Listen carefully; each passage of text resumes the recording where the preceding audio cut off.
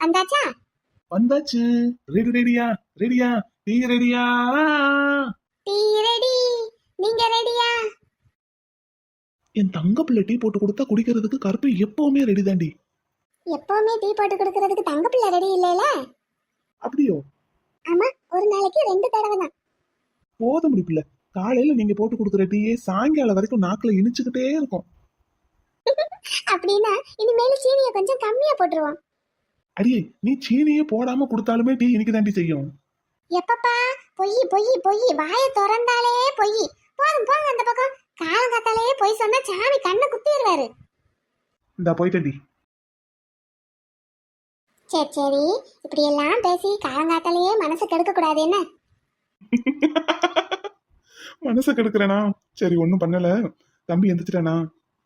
இன்னும் எந்திக்கல. சரி, அவன் பதறாம எந்திரிச்சு வரட்டும்.